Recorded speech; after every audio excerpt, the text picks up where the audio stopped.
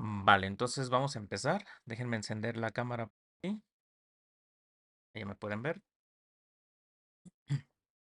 Entonces vamos a dar inicio a la clase del día de hoy.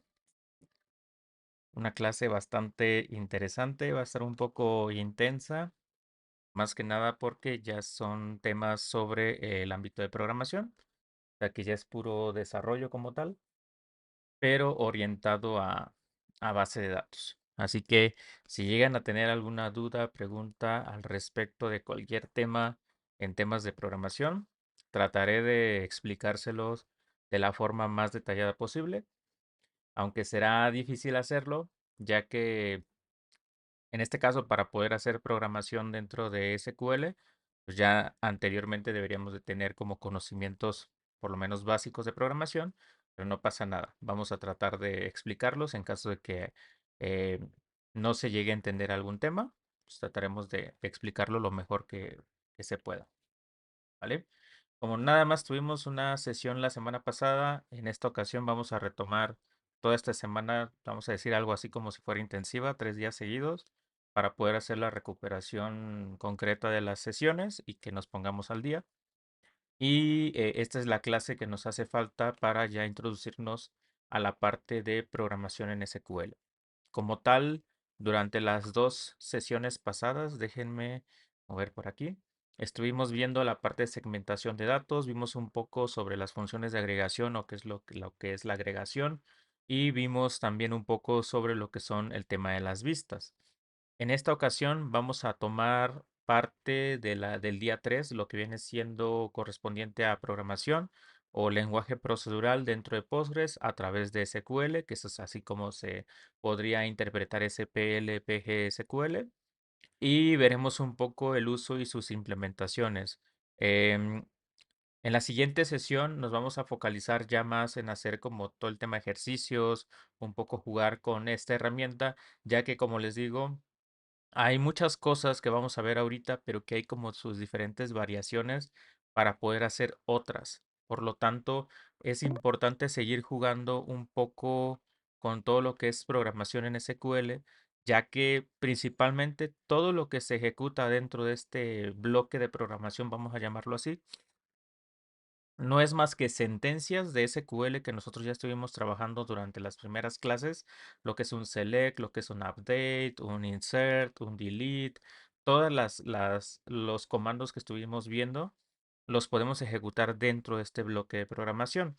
Y lo único que a nosotros nos incluye este pequeño bloque es que nosotros podamos ejecutar o hacer algunos accionables que propiamente el lenguaje de SQL no nos va a proveer, ya que recordemos que el lenguaje de SQL solamente se enfoca en hacer consultas, por lo tanto, cuando queremos hacer como ciertas condicionantes o algún tipo de complejidad más fuerte, tendemos por optar a hacerlo directamente en un servidor, ya sea con un backend, una API o cualquier tipo de recurso, y simplemente ir a hacer las consultas, ¿no?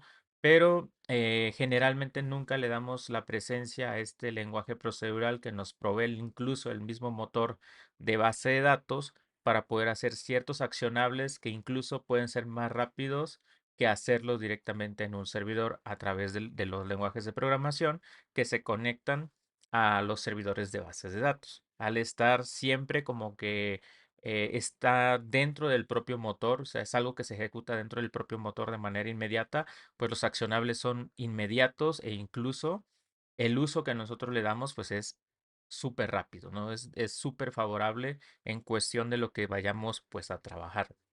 Por eso es que es muy importante saber las cuestiones en donde lo tenemos que aplicar y cuándo sí y cuándo no. O incluso también conocer como ciertas ventajas que nos provee el hacerlo y también conocer, pues obviamente las desventajas de hacerlo por fuera o por nuestra cuenta directamente utilizando un servidor, pues también es como entenderlo.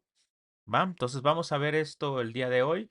Va a ser nuevamente, les reitero, una clase más enfocada a temas de programación, pero incluso todo lo que vamos a ver ahorita es para conocer un poco el lenguaje, cómo es que se puede utilizar, cómo es que nosotros podemos hacer el uso de esta herramienta, todo enfocado desde un ámbito de programación. Por lo tanto, les enseñaré o les mostraré cuáles son como esas herramientas o temas puntuales de programación que sí podemos utilizar dentro del lenguaje procedural que nos provee Postgres y cuáles son como sus diferencias en cuestión de usarlo como un lenguaje de programación, ¿va? Entonces, vamos a por ello.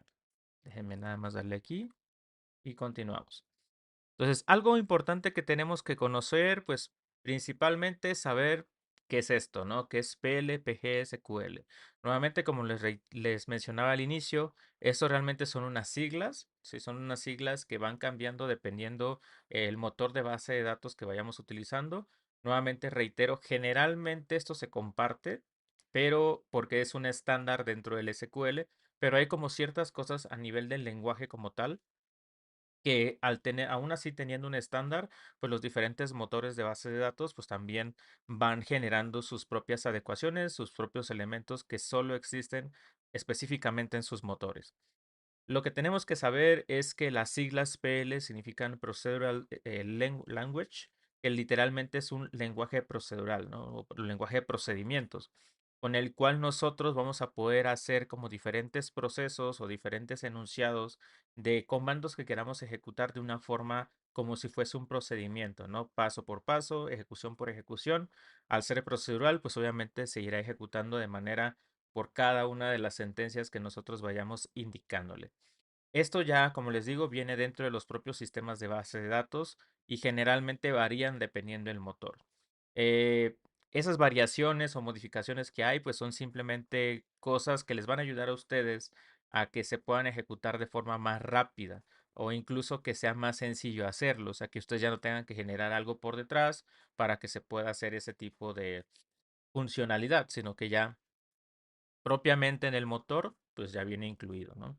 Es literalmente como lo describí aquí en el último bloque. Es como si ustedes tuvieran una herramienta que es especial para poder hacer tareas más difíciles en bases de datos, ¿no? Como tal, ya saben lo poderoso que puede llegar a ser el tal cual SQL por sí mismo para poder hacer cualquier tipo de consulta, poder agregar registros, actualizar, modificar, eliminar datos, hacer consultas complejas, o sea, todo lo que conlleva por sí mismo el lenguaje de estructura de SQL pues ya nos provee de muchas herramientas para poder hacerlo, ¿no? Pero aparte, este lenguaje procedural todavía va un poco más allá de lo que ya propiamente el SQL nos provee para todavía hacer cosas mucho más complejas dentro de una base de datos. Imagínense que quieren computar datos, quieren evaluar como información y hacer de esa información otro conjunto de datos, o sea, ya pueden hacer como diferentes cosas sin tener que hacer consultas extravagantes o que son difíciles de leer. Simplemente ya a través de este lenguaje van a poder hacer muchas otras cosas que propiamente el lenguaje SQL sí que las puede hacer, pero tienden a ser complejas, ¿vale? Por lo tanto, esa es una pequeña introducción al lenguaje procedural para que sepan, pues, qué es propiamente esto, ¿no? ¿Cuáles son, digamos, los objetivos por los cuales se construyó esta herramienta, por los cuales realmente existe la herramienta dentro de las bases de datos? Y es que cuando nosotros queremos trabajar con ciertas particularidades de las bases de datos, como lo son las funciones, los procedimientos almacenados, como lo son los triggers, etcétera, generalmente esos elementos tienden a ser programáticos, ¿sí? O que tienden a tener como diferentes tipos de funcionalidades más complejas para poder obtener datos un poco más fidedignos o de cierta estructura que nosotros necesitemos. Por lo tanto, este lenguaje procedural surge justamente para poder nosotros crear funciones, procedimientos almacenados y triggers que nos permitan hacer como diferentes procesos dentro de la propia base de datos de acuerdo a ciertas eventualidades que ocurran dentro de la misma base de datos. Al utilizar este tipo de herramientas, pues también nos va a permitir utilizar estructuras de control que principalmente dentro del propio SQL sí que las podemos utilizar.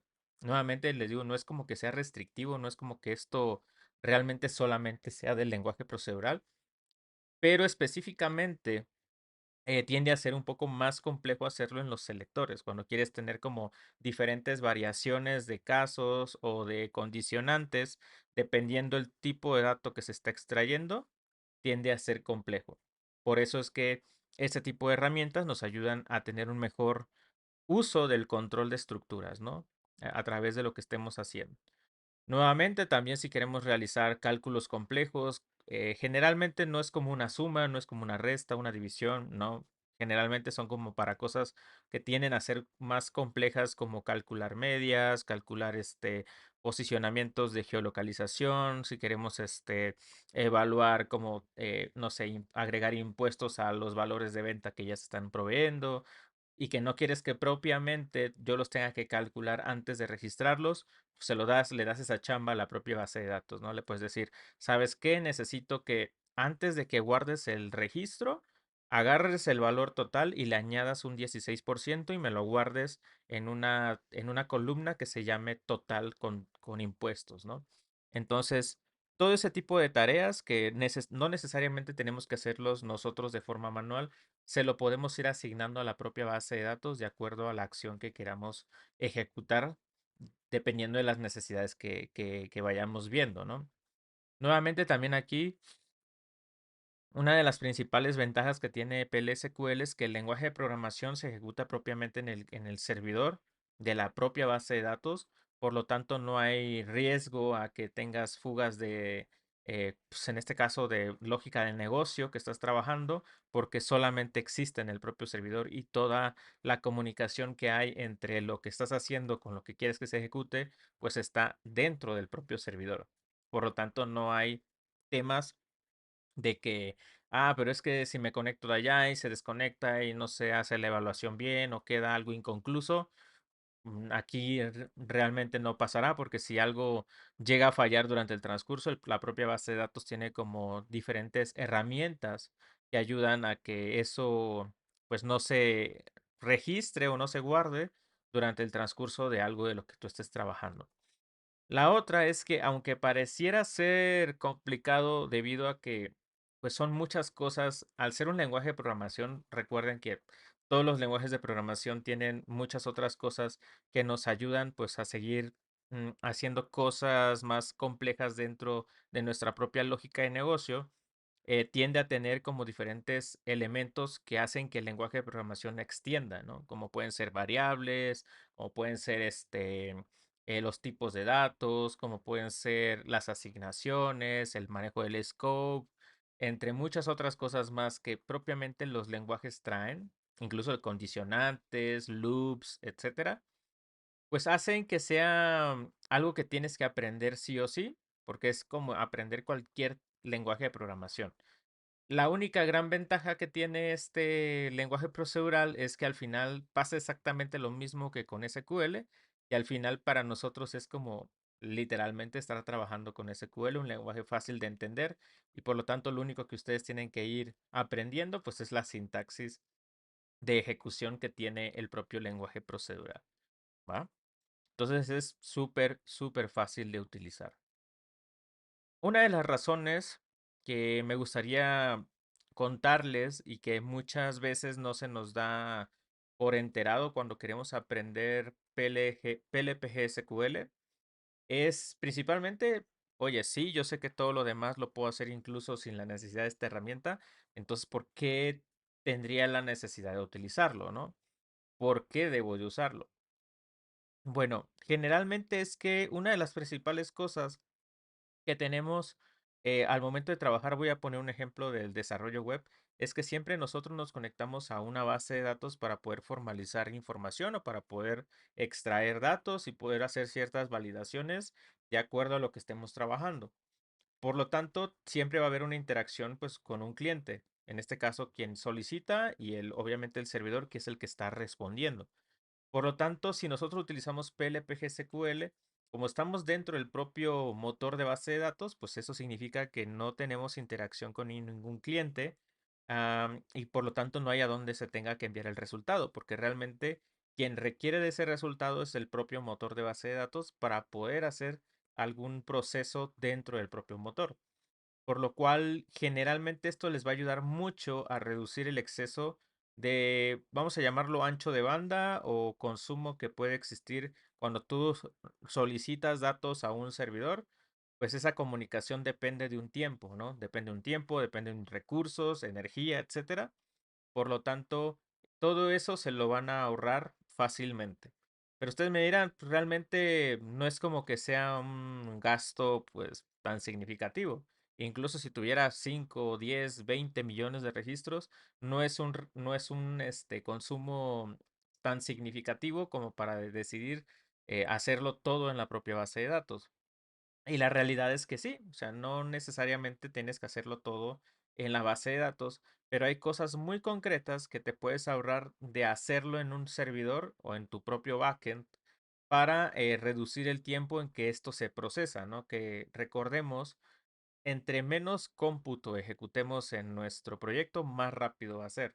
Por lo tanto, si reducimos ese cómputo que se puede ejecutar, haciéndolo en el lugar donde debemos de hacerlo, pues obviamente esto ayudará mucho a que la experiencia del usuario sea muy prolífera, ¿no?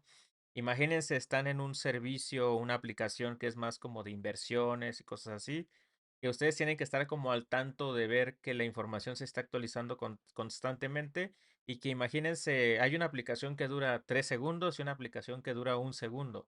Pues obviamente los de 1 segundo tienen mayor ventaja que la de 3 segundos. ¿Por qué? Porque el tiempo de respuesta que se está efectuando es muy, muy alto, ¿no? Incluso hasta en venta de tickets, o sea, donde realmente importa el tiempo de ejecución, ahí es donde tenemos que tomar en consideración algunas cosas para poder decidir, ah, mira, esto mejor lo hago aquí o esto mejor lo hago acá. ¿Va? Voy a ponerles un ejemplo literal del, si estuviéramos trabajando en desarrollo web, una página web que va y consume ciertos datos a la base y obtiene esos resultados y los tiene que volver a procesar, ¿no? Imagínense que realmente tenemos acá un cliente del lado izquierdo y tenemos nuestra base de datos del lado derecho. Generalmente, cuando nosotros queremos consumir información para ir haciendo un proceso, imaginemos lo siguiente, ¿no? Queremos obtener las transacciones de los usuarios, ¿no? Pero para eso, supongamos que de momento no tenemos una vista, no tenemos absolutamente nada hecho. Simplemente yo quiero ir a obtener todos los usuarios y después de cada uno de esos usuarios poder acceder a sus transacciones. Entonces, principalmente lo que haría el cliente es primero el cliente iría a la base de datos, solicitaría a través de una consulta, pues que le traiga pues, todos los usuarios. Imaginemos que la base de datos dice, ah, pues sabes que encontré solamente 20 registros, entonces lo que hace es devolverle al cliente esos 20 registros. El cliente empieza a procesar esos 20 registros, hace lo que tiene que hacer y posteriormente dice, ahora necesito ir por las transacciones. Entonces ahora el cliente lo que hace es ir a solicitar las transacciones, la base de datos procesa y retorna, no sé, 2000 filas, ¿no? 2000 registros y empieza a procesar esos 2000 registros. Todo ese ir y venir realmente produce un tiempo de respuesta. ¿Por qué? Porque al final, perdón, el propio cliente y el propio servidor de base de datos pueden o no puede estar en el mismo servidor. Puede que a lo mejor el cliente y la base de datos estén en el mismo servidor, vas a tener una latencia, un tiempo de respuesta más corto, pero aún así tienes ese pequeño tiempo de respuesta de procesamiento que existe. Y si están en diferentes servidores, pues obviamente es un tiempo que puede estar un poco más alto, ¿no?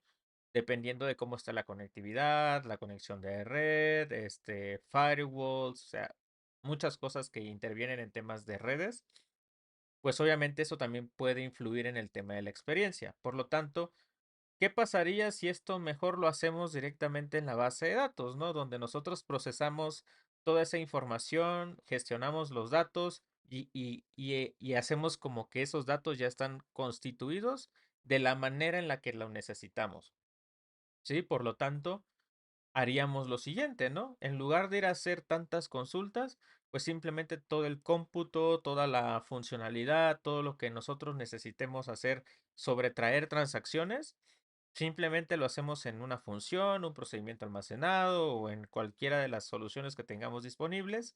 Y entonces la propia base de datos es, ok, el cliente me solicitó todas estas transacciones, por lo tanto yo base de datos tengo esta función que ya me trae todo, ¿no? Y al ser propiamente una función que se ejecuta en la base de datos, pues es un cómputo mucho más rápido porque ella tiene y entiende cómo acceder a esa información.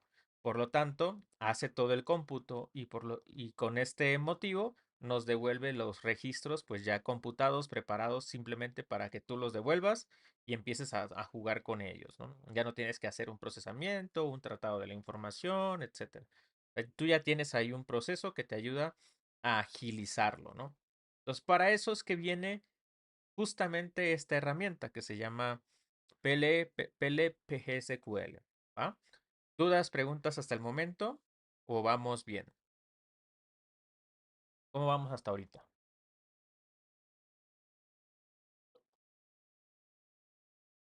Vale.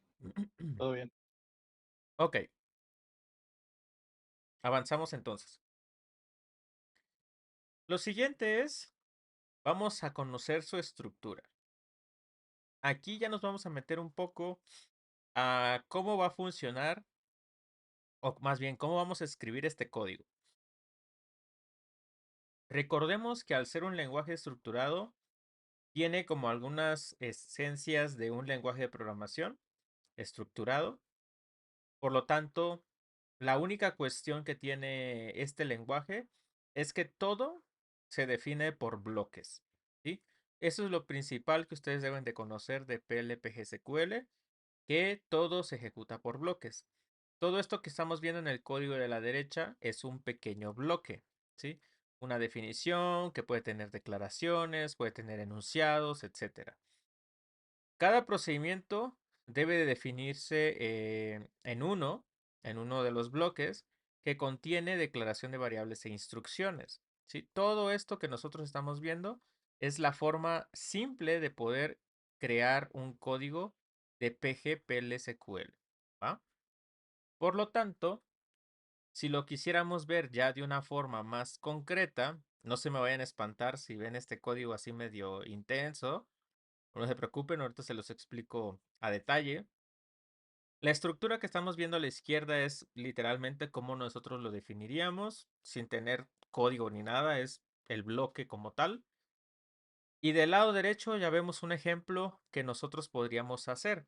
Sí, en este caso estamos creando un procedimiento. Aquí estamos utilizando los comandos de create, procedure, que es con el que vamos a utilizar para generar un procedimiento almacenado. Que esto ya lo vamos a ver en las siguientes clases, donde ya veamos específicamente funciones, procedimientos almacenados, triggers, etcétera. Ya veremos en específico qué cosas particulares tiene cada uno de estos comandos. Lo único que en común comparten es como tal toda la estructura, el cómo nosotros vamos a hacer la funcionalidad que está dentro de ese bloque. Después tenemos una forma incluso de poner un alias a ese procedimiento, que es la manera en que nosotros lo mandaremos llamar o utilizar dentro del propio bloque de creación. Y después vienen ahora sí puntualmente las declaraciones. En el bloque del declare, aquí es donde nosotros definiremos pues variables, las asignaremos a valores por defecto, estaremos haciendo las asociaciones y aquí utilizaremos incluso el nombre de la variable, el tipo de dato y el valor si queremos asignarle uno desde inicio. Después viene una parte fundamental que es el begin y el end, que es donde principia y donde finaliza. Dentro de este pequeño bloque del begin y del end es donde nosotros vamos a escribir todo nuestro código procedural dependiendo de las necesidades de la lógica de negocio que tengamos, ¿sí? Este raise notice realmente es como si ustedes hicieran un console.log en un JavaScript, como si hicieran un system of print en un Java, como si hicieran un print en Python. Realmente eso lo que hace es mostrarte en pantalla o en consola, pues un mensaje de lo que está ocurriendo dentro de la ejecución del propio procedimiento almacenado. Ya vamos a llamarlo, pues es un log, ¿no? Como tal. Después, incluso dentro del mismo podemos hacer reasignación de variables o incluso podríamos tener otro subbloque dentro del bloque. Sí, o sea, podemos tener otro declare con otra variable que está aquí y otro begin y otro end con otra funcionalidad interna para poder hacer algo antes de hacer lo consecuente. Sí, podemos hacer muchas cosas. Ahora sí que aquí ya la imaginación está para que ustedes puedan hacer lo que quieran. Algo importante que deben de tomar en consideración es que el begin no lleva punto y coma. Realmente el que finaliza es el end. ¿Sí? El end es el que finaliza con su punto y coma. Por lo tanto, para indicarle a Postgres cuando finaliza un bloque, es al finalizar el end con su punto y coma. ¿Sí? Si nosotros no le ponemos un punto y coma, fallará. Si no le ponemos un punto y coma al begin, fallará. O perdón, si le ponemos un punto y coma al begin, mandará un fallo. O incluso si se lo ponemos al declare. Realmente el punto y coma debe ir al final de la estructura del bloque. ¿Sí? De esta manera ya le estamos dando un indicativo al propio motor de base de datos de que fundamentalmente ese bloque finaliza hasta ahí. Él no va a tomar en consideración los puntos y comas que están finalizando dentro del propio begin, porque estos son las finalizaciones de los procedimientos o de las instrucciones que nosotros estamos dándole en la ejecución. Por lo tanto, para él no va a ser la finalización del bloque, sino más bien la finalización de la propia instrucción. ¿Va? Entonces, de esta manera tendremos la forma de cómo estructurar un procedimiento almacenado, en este caso, y ya posteriormente, como les digo, pues iremos viendo cada uno de los otros elementos. ¿Va? Ese es en el tema de la estructura. Pero ahora sí, vamos a ir uno por uno, pasito por pasito, para conocer pues cuáles son como algunas particularidades del lenguaje. Como les decía, realmente en el bloque de declaraciones o en el declare es donde nosotros lo utilizaremos para poder definir variables que ya pueden ser declaradas o pueden estar asignadas con un valor o solamente pueden estar definidas, ¿sí? Entonces, en esto vamos a tener como diferentes tipos de pues usos para las propias variables dependiendo de las particularidades que tengamos en la ejecución del propio proceso. Por ejemplo, podemos tener una asignación como lo podemos ver aquí, donde esta variable value es de tipo entero y de forma inicial al momento de que se ejecuta esa función o procedimiento almacenado, pues tendrá el valor de 20, ¿no? De manera inicial. Después estamos definiendo algunas otras variables que no tienen un tipo de dato inicial, o sea, no tienen un valor inicial, simplemente están declaradas, están definidas. Donde, por ejemplo, puede ser este user ID de tipo entero, puede ser esta URL de tipo varchar, puede ser una fila, que ese es un tipo de dato muy concreto que utilizarán dentro del propio lenguaje, que es de tipo record, que lo que significa es que es una fila, ¿no? Cuando nosotros vamos y consultamos hacemos una consulta y traemos un retorno de información, eso por sí mismo pues son filas, ¿no? O como lo que hablamos hace un tiempo, las tupla. Por lo tanto, ese record lo que hace es almacenar justamente un registro, ¿no? Que sería toda la fila o lo que tú estés retornando en algo. Después podemos incluso decir, quiero registrar o quiero definir una variable que se va a llamar campo, pero específicamente no le voy a definir un tipo de dato, sino que lo voy a inferir bajo el tipo de dato que venga de una columna. Para eso le tengo que decir, ¿sabes qué? Este campo va a ser inferido bajo el tipo de dato que contenga la columna de la tabla users, ¿no?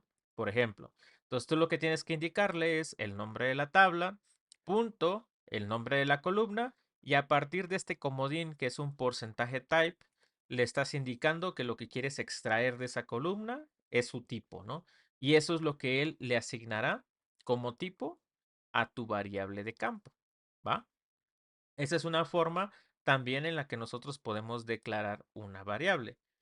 A su vez también tenemos el uso de las constantes. Como saben, variables que no pueden mutar o no pueden cambiar su valor una vez que ya fueron definidas, ¿no? Como lo puede ser, por ejemplo, pi, que es una variable de tipo constante, numérica, y a partir de eso le estamos asignando un valor, pues en este caso 3.1416, que es el valor que pues literalmente se nos enseñó desde inicios, incluso cuando íbamos en la secundaria, eh, justamente del valor de pi, ¿no? Que sabemos que es un número mucho más largo, pero A nosotros nos dijeron que lo redondeáramos a 1416, ¿no? Entonces, es un valor que no puede mutar, que no puede cambiar, como puede ser la variable pi, como pueden ser algunas otras variables, este, que no pueden cambiar, incluso la variable de Euler, o sea, hay muchísimas. Son constantes que pues, se tienen que mantener así.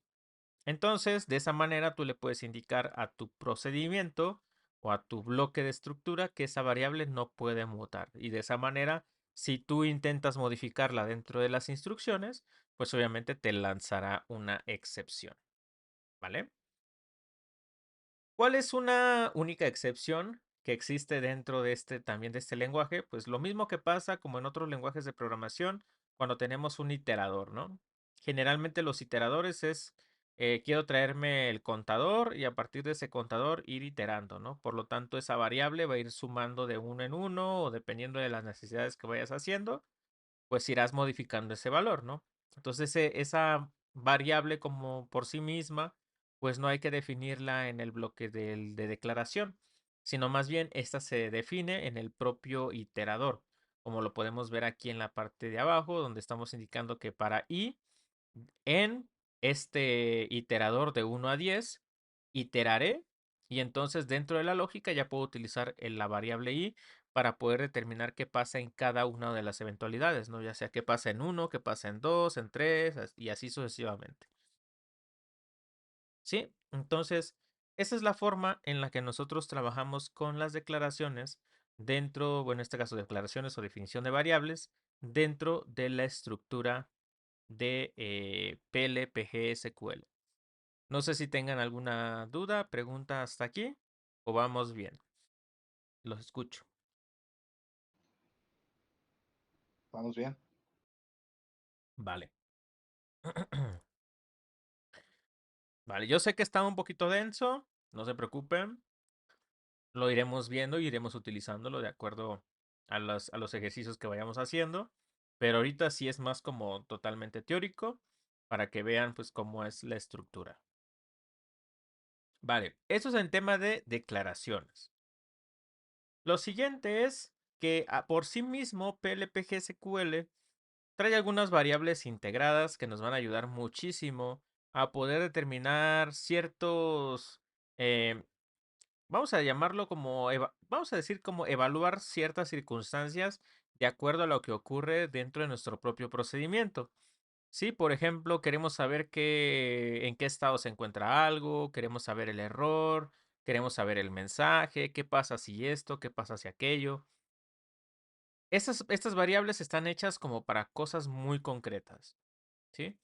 Una de ellas que vamos a utilizar mucho o que se puede llegar a utilizar mucho es la variable integrada que se llama found, que es una variable que tú no necesitas declarar, que simplemente tú la puedes utilizar ya sea en una estructura de control como en un if, en un for, lo que tú quieras, pero que ya están ahí de acuerdo a ciertas cosas muy particulares.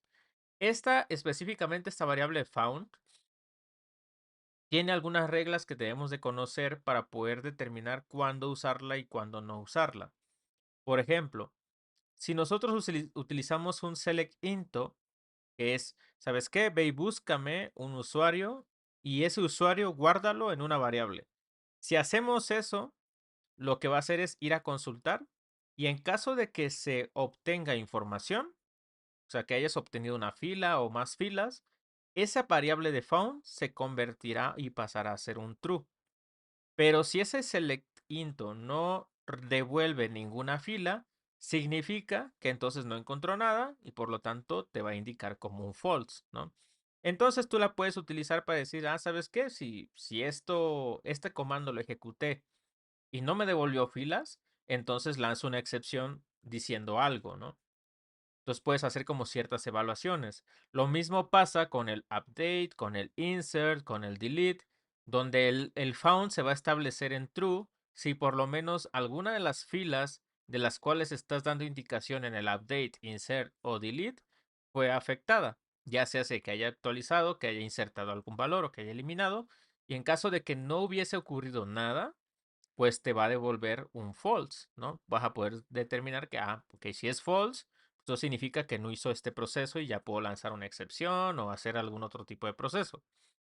Incluso cuando hacemos un fetch, también nos va a establecer found en true si se devuelve una fila, que es similar a lo que haría el select into, o un false si no devuelve ninguna. Y en el caso de utilizarlo dentro de un iterador, como lo puede ser el for, pues establecerá el found en true si la instrucción se repite una o más veces. En caso de que esto no ocurra, o sea que no se repita, pues entonces found pues será falso. ¿Va? Estas variables, justamente como les digo, pues realmente ya están incluidas dentro del propio lenguaje y no es necesarias definirse. Por ejemplo, veamos esto de aquí. Tenemos un procedimiento almacenado que se llama showFound, que es simplemente para mostrar cómo funciona la variable found. Declaramos una variable que se llama mi registro o myRec, que es de tipo record. Iniciamos el proceso y hacemos un select into, que él indica que todo lo que se seleccione se almacenará dentro de la variable myRec. Y aquí le estamos indicando que, en este caso, todo lo que venga de esa fila desde la tabla empleado donde su identificador sea 1. Obtiene, en caso de que esto encuentre una fila, pues ya sabremos, ¿no? Si no se encuentra, o sea, si no se encuentra nada, como lo podemos ver aquí, entonces lanzaré una excepción indicando que el empleado no se encontró y finaliza mi estructura de control if, en este caso una condición. En caso de que esto sí hubiese encontrado algo, pues ya podemos seguir haciendo el procedimiento hacia abajo. ¿Sí? Ya podemos continuar con las diferentes ejecuciones. A su vez también tenemos otras dos variables que son SQL state, SQL rm, los cuales cada uno tiene cosas muy particulares. Por ejemplo, el SQL state nos va a proveer a nosotros el código estándar que ya SQL contiene para poder encontrar información sobre qué pasó en alguna operación, ya sea exitosa o fallida. ¿Sí? Entonces, de esta manera vamos a poder saber, pues, hice la ejecución de este comando y falló, ¿no? Pero no sé qué falló realmente. Entonces ya buscamos el código de error y ya SQL nos puede decir, falló porque este registro no se encontró o porque el valor X con el valor Y no se pueden sumar porque son de diferentes tipos, ¿no? Cosas de ese estilo.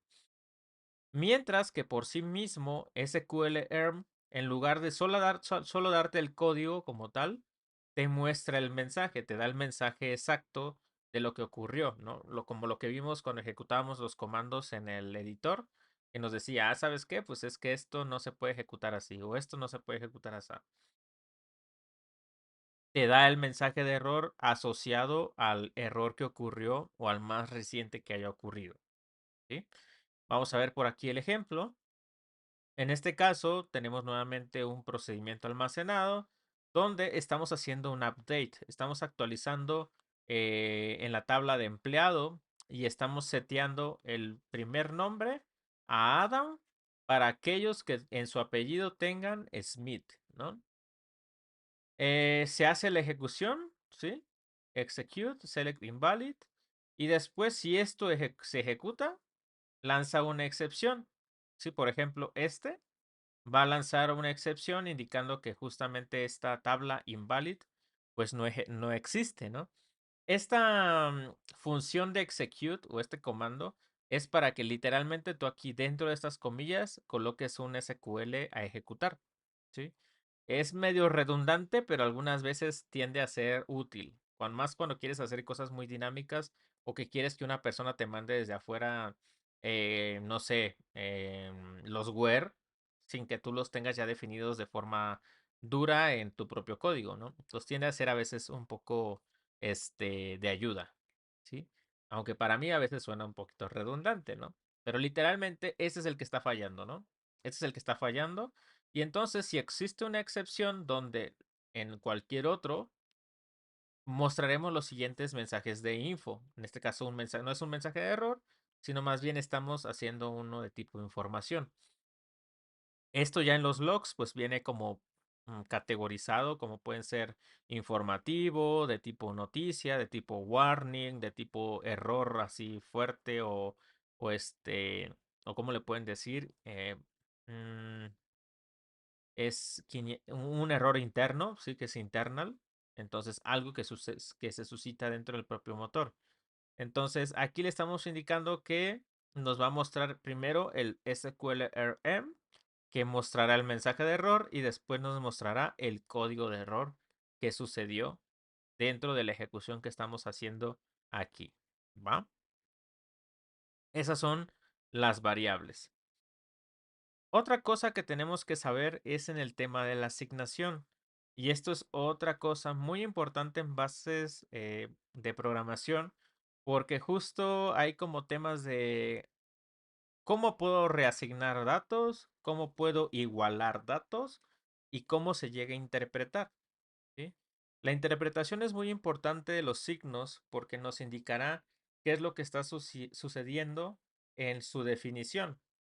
Por ejemplo, cuando vimos en la presentación pasada o en las slides pasadas, vimos que estábamos asignando valores por defecto, más sin embargo no es la única forma de hacerlo. También podemos hacerlo incluso con esto que está aquí como default, ¿sí? Podemos utilizar esta palabra de default para indicar cuál es el valor por defecto que tendrá una vez declarada la variable value, ¿no? En este caso sería un valor pues de 20. Y posteriormente tenemos la variable definida de pi, que esta la dejamos exactamente igual, con el signo de asignación. Más sin embargo, ¿qué pasaría si nosotros durante el transcurso del desarrollo tenemos un arreglo o un conjunto de datos que tiene diferentes posiciones y queremos asignar el valor a algo que está dentro, ¿no? No utilizaremos, pues en este caso, este de aquí, aunque se puede utilizar, sino que de forma más precisa utilizaremos el igual, ¿no? Que es una igualación del valor que se tiene a una asignación. En este caso aquí en un array, en la posición n, en el valor value, cambiaremos del valor que tenga a 12, ¿no? Se lo reasignaremos. Entonces, estas son las maneras en las que lo podemos usar. Generalmente PLSQL utiliza más este o te recomienda utilizar más este porque es el que se conoce más dentro del propio PLSQL, pero de igual manera podemos utilizar el igual. El igual puede ser utilizado en lugar del short que nos da propiamente PLPGSQL. Esto ya es propiamente de PLPGSQL. ¿Va? Entonces, vamos a parar hasta aquí. Sí, vamos a parar hasta aquí. Vamos a hacer nuestro receso de 10 minutitos. Y ahorita que regresemos, continuamos y hacemos un poco del ejercicio de código para poner en práctica todo lo que hemos visto hasta el momento. ¿Vale? Entonces vamos a darnos nuestros 10 minutitos de receso para que vayan a, a estirar un poco las piernas, vayan por agua, vayan al baño incluso si es necesario. Y nos vemos entonces aquí a las 7 en punto. ¿Vale? Perfecto.